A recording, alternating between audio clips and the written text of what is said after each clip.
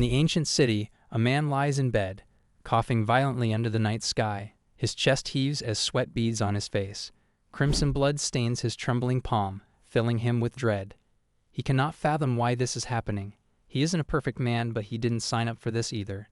He always tried his best in life. Memories flood in, working 2 jobs like a caffeinated hamster on a wheel, scraping by to buy a house and raising a family. He married, welcomed a baby, and tried to keep his family afloat despite the crushing weight of responsibility. Yet his efforts, rewarded with a wife who throws shade in cafes and a boss who fired him for imaginary fraud. Life's punching bag. His troubles didn't end at home, but also at work. On his way home, a man blocked his path, accusing him of owing money. A punch to the gut and a kick to the ribs came next. He hadn't borrowed a penny, but his protests fell on deaf ears. The sheer unfairness of it all made him question the universe. Why him? His coughing fit subsides briefly, and he collapses onto the bed, exhausted. Just as sleep begins to calm him, a voice startles him awake.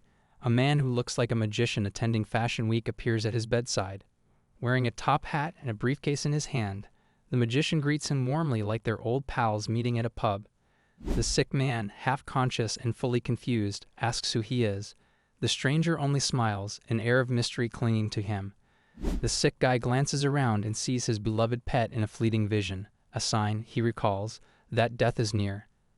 The man in the hat grins knowingly, admitting he's here to guide him, but not in the way the sick man expects. Before he can ask more, the guide snaps his fingers, silencing him and sending him into a deep sleep. In his unconsciousness, things go full soap opera. His wife sits at a lavish dinner with another man. They laugh, sharing their schemes. She brags about pinning her debts and child support on him. For a kid that isn't even his, she believes it's perfectly fair. He's the father on paper, and that's what matters. To her, genetics are everything. She only wants children with superior genes and views her ex as a mere stepping stone to a better life. The new man looks unnerved, but she waves it off, insisting it's his fault she's this way. Watching this, the man's rage hits volcanic levels. The guide, watching alongside him, calmly reminds him this isn't an illusion. It's the harsh truth. He shows more scenes from the man's life, moments of devotion to his wife and child while she ignored him, too busy with phone calls and selfish pursuits. Regret sinks in. He wishes he had been more suspicious, more assertive. The magician eventually explains the reason for his suffering. It's compassion that made him an easy mark, and his willingness to shoulder the burdens of child support, debts, and deceit. His misfortune stems not from weakness, but from being used by the people he trusted. The revelation leaves him devastated, tears streaming down his face. The magician opens his briefcase with a theatrical flourish, revealing a set of cards. Each card holds the promise of a new world, a fresh start. He suggests reincarnation as a way to find happiness in another life, free from the betrayal and pain of this one. The sick man hesitates, his grief mingling with a smoldering desire for revenge. The guide advises him to let go of anger, insisting that revenge will only taint his second life. But the sick man refuses. He wants justice, not happiness. He wants them to suffer as he has. The guider sighs, visibly conflicted, before offering a compromise. If the man insists on revenge, he can choose a world where such desires are possible. With a grim resolve, the sick man closes his eyes and reaches for a card, his trembling hand hovering over the magician's offerings. A faint smile plays on the guide's lips as he watches, intrigued by the choice about to be made. Under the dim light of his room, the magician reassures the sick man that his next life will be happy.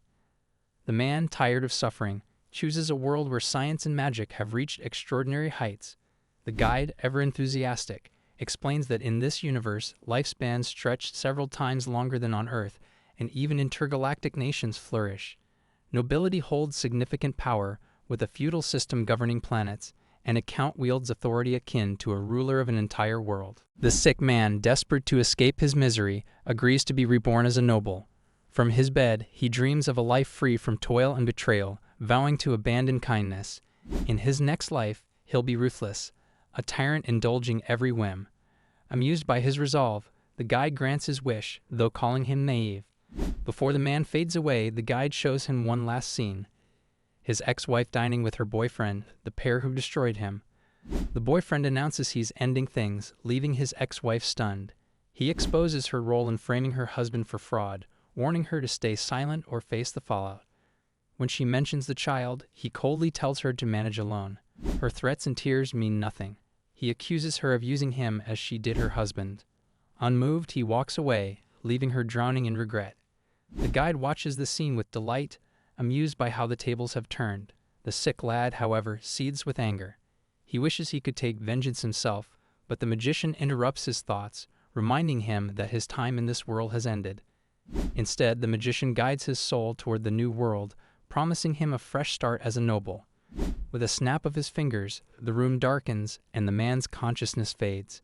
When the man opens his eyes, he finds himself in an opulent, futuristic room. Everything around him gleams with sophistication, blending advanced technology with magical aesthetics. His new identity is Liam Sarabanfield. He has been reincarnated as the son of a count, living in a grand interstellar empire during the Albarret ruling period. His family oversees an entire planet, granting him immense power and wealth. As he adjusts to his surroundings, a letter materializes before him, addressed by the guide. He opens it but struggles to make sense of its contents. Before he can dwell on it, the door swings open, and two regal figures enter. His parents, Cliff and Darcy Sarabanfield. They greet him warmly, celebrating his 5th birthday with joy. Blissfully unaware of his scheming, his parents shower him with extravagant gifts. Cliff hands him official documents, declaring that all the family's rights and privileges, including their planetary territory, will be transferred to Liam. Confused but eager to embrace his new role, he hesitates before signing. His father assures him that this is a grand responsibility, a sign of trust in his leadership. His mother then gifts him a customizable maid robot designed to cater to his every need. Darcy explains that the robot can be modified to Liam's preferences. Intrigued, he selects high-performance parts and mischievously activates additional features he finds amusing. His father smiles at his choices, joking about how kids are always fascinated by such things, while a nearby representative grimaces in disapproval. As he explores his newfound power, he begins plotting how to make his parents' wealth his own. He learns they plan to move to the Empire's main planet, leaving him in charge of the family's planetary estate.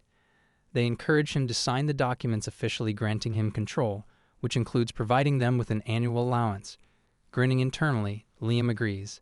He imagines himself as a true villain, stealing their wealth under the guise of filial duty. Signing the papers, he resolves to send them the bare minimum, ensuring their lifestyle remains modest while he enjoys the luxuries of power. While his parents celebrate his willingness to take on responsibility, Liam begins laying the groundwork for his reign as an evil lord. He dreams of building a vast harem and ruling with an iron fist. His parents, blissfully unaware of his ambitions, leave him to his thoughts, trusting him to uphold the family's legacy. The guide watches him from afar, amused by his antics. He had promised Liam a fresh start, but the guide's true intention is far darker. He plans to let Liam rise to great heights, only to orchestrate his eventual downfall. For now, he allows Liam to revel in his newfound power, knowing the seeds of chaos have already been sown. As Liam begins his journey in this advanced world, he is filled with excitement, eager to embrace his role as a noble. Yet, lurking behind the scenes, the guide smiles, savoring the drama yet to unfold. He considers it his finest work, a man reborn into luxury and privilege, unaware that his own hubris will lead to his undoing.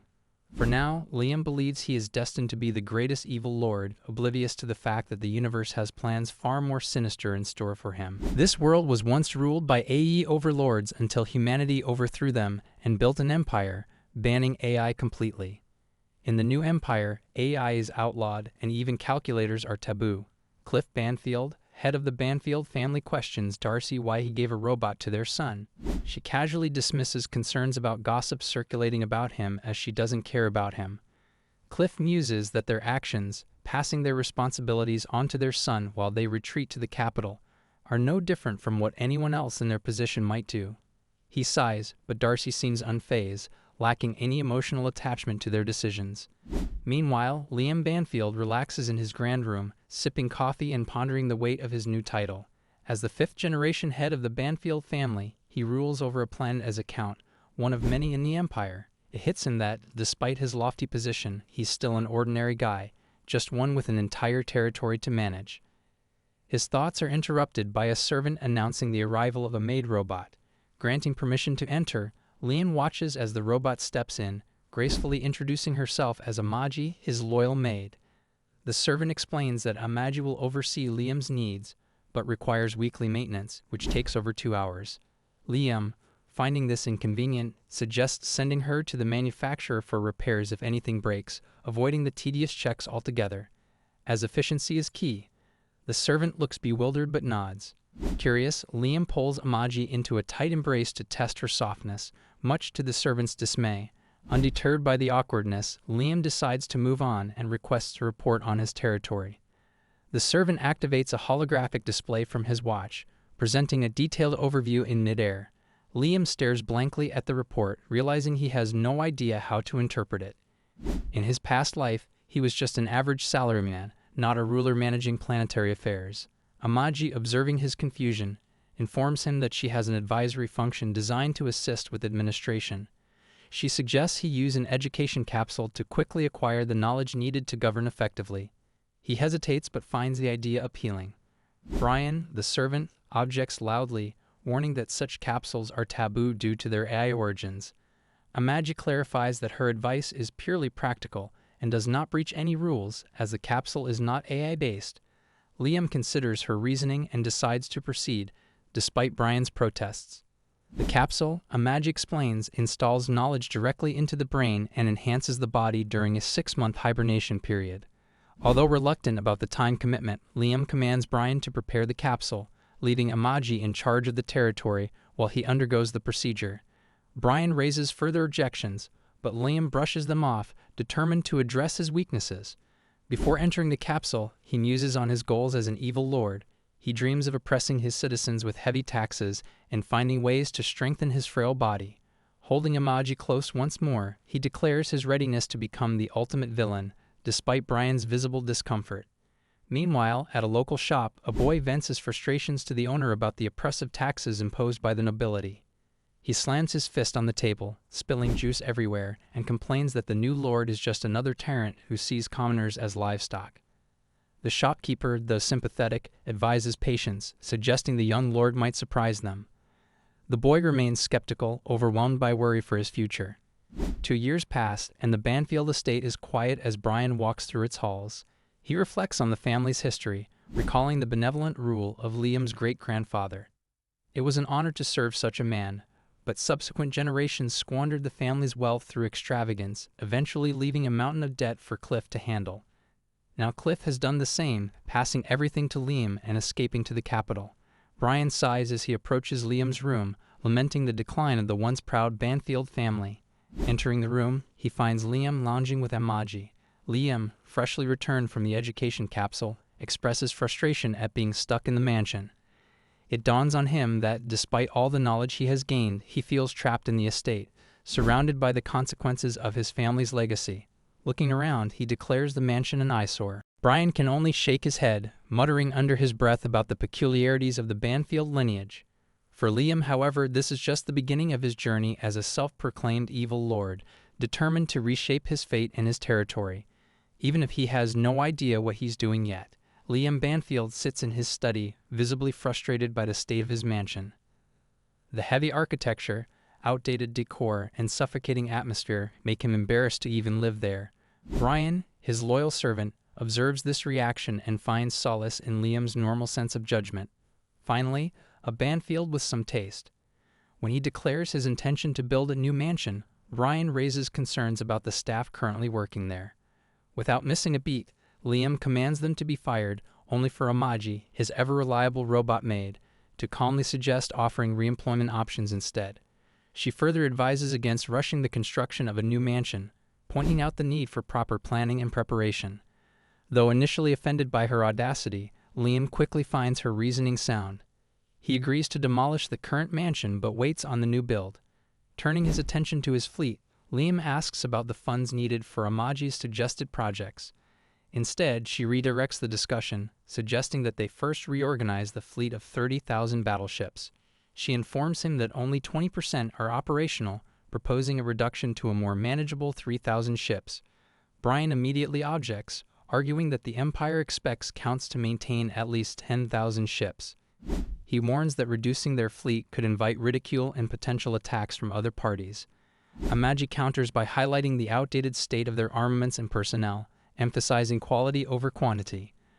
Most rival factions only deploy fleets of around 100 ships, she explains, making even 1,000 well-equipped vessels sufficient for defense. He finds her logic compelling and decides to proceed with the downsizing. Brian, worried about appearances, mutters that this could harm the Banfield name, but Liam silences him, stating that having 20,000 unused ships is pointless. Still uneasy, Brian protests further, but Liam assures him they will rebuild the fleet over time and focus on quality. Amagi encourages Liam, commending his decision to prioritize efficiency. Feeling emboldened, he orders her to reorganize the fleet, initially intending it for the family, then shifting the focus to his personal control. With a wicked grin, he declares his goal of expanding the fleet back to 30,000 someday. Brian, though resigned, recalls the grandeur of Lord Alistair, a former Banfield patriarch, and silently hopes Liam can live up to that legacy. Pleased with himself, Liam turns to Amagi and demands a celebratory hug. She complies without hesitation, leaving Brian to awkwardly avert his gaze, wondering how he ended up in this absurd situation. Later, over lunch, Liam finds himself increasingly annoyed at the state of his territory. He laments the outdated infrastructure, rampant inefficiencies, and oppressive taxes. Amagi, carrying pancakes and tea, is momentarily shocked by Liam's candor. He feels trapped in a medieval world despite the presence of advanced technology and magic. He can't understand why his predecessors allowed the territory to decline so badly. Amagi soothes him, suggesting that development takes time and urging him to let the people fend for themselves where possible. She emphasizes the need to strike a balance between intervention and self-reliance. Liam, however, grumbles that it feels like he's been set up for failure. He even blames the mysterious guide, who promised him prosperity in exchange for becoming an evil lord. Despite his complaints, Amagi assures him that with proper use of tax revenue, the territory can see improvement within 10 to 20 years. The conversation shifts to lifespan, with Amagi explaining that adulthood starts at 50, and most people live well into their 300s, some even reaching 600. Liam, stunned by the lengthy lifespans, quickly refocuses, ordering resources for territorial development. Beyond governance, he seeks personal power, not just military might, but physical strength. Haunted by memories of debt collectors from his past life, he vows to become strong enough to face any threat. Though Amagi hesitates, believing such training unnecessary, Liam insists she find him a mentor. His ambition is clear: to dominate his enemies and take everything from them. Meanwhile, the enigmatic guide watches with amusement, delighting in Liam's struggle to adapt and his dependence on Amagi, the artificial maid. The guide chuckles at Liam's mistrust of real women and his reliance on the artificial maid, Amagi, finding the irony endlessly amusing. With a sly grin, he decides to toy with Liam further. Under his twisted aftercare policy, he plans to introduce someone extraordinary into Liam's world, a serious, physically imposing figure who will serve as both a gift and a challenge for the young count. Smiling darkly, the guide envisions the chaos this newcomer will bring. Liam's unaware of the schemes unfolding against him.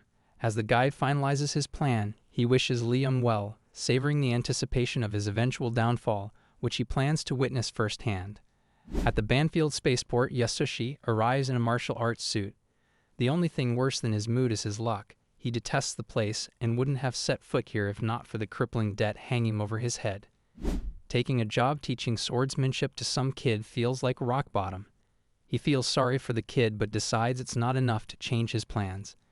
His hand briefly brushes against the sword at his waist, a relic in these modern times, as he reminds himself to play the role convincingly. Liam, Yasushi's young client, leads him to the mansion's spacious garden where Amagi, the ever-watchful maid, stands by. Yasushi puts on his best serious teacher face and prepares to show off his style. It's all smoke and mirrors. He'd never revealed the actual ultimate technique, which doesn't exist. Liam, of course, insists on seeing it. Amagi, standing by like a chaperone at a bad prom, hands Liam a device to detect trickery. Yasushi smirks, knowing pre-cut logs can't be exposed by tech. He instructs Liam to place a wooden log anywhere he likes. Liam, intrigued, puts the log behind him and watches intently. Drawing his sword halfway from its sheath, Yasushi performs his ultimate technique. With barely a movement, he slides the blade back into place.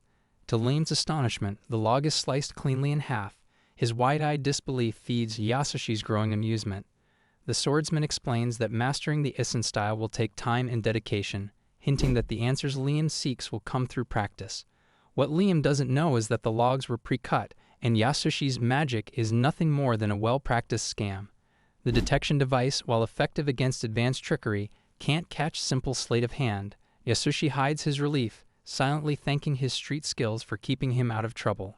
As they begin training, he plans to milk Liam's naivety for all it's worth. 3 years pass, and Liam practices diligently, his skill improving at an impressive pace. Yasushi, meanwhile, lounges nearby, engrossed in video games on his tablet.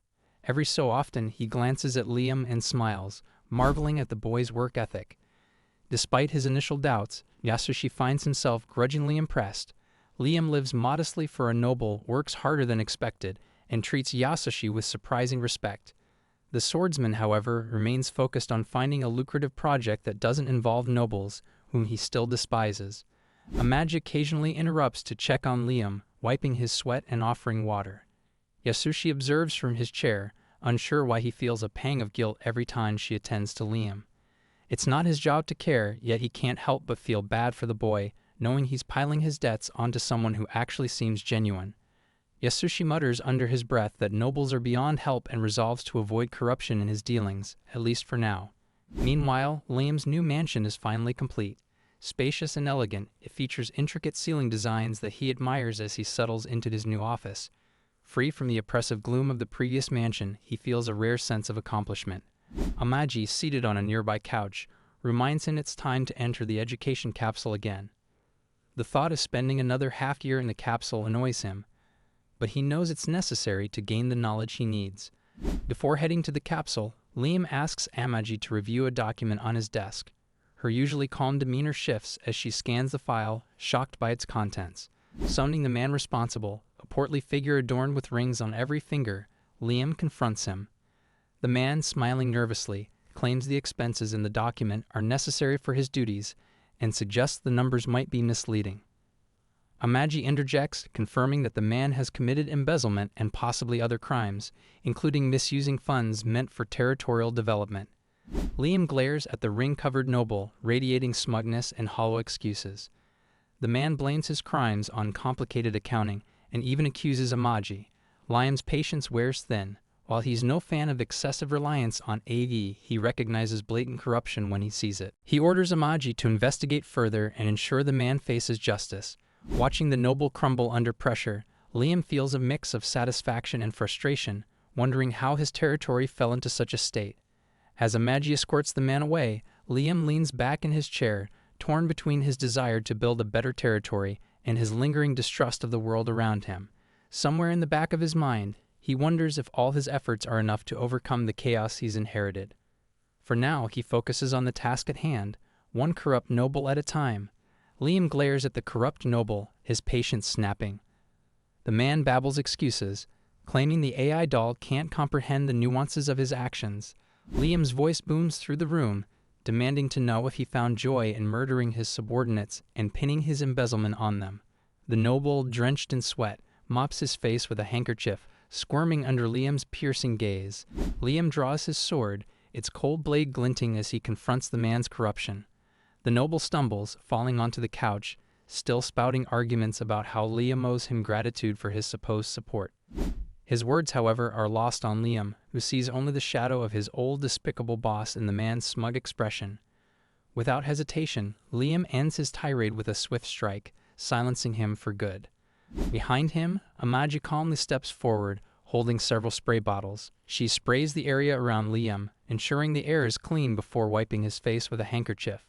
He mutters that the man deserves his fate for leeching off others and orders Amaji to begin identifying other corrupt officials for immediate execution.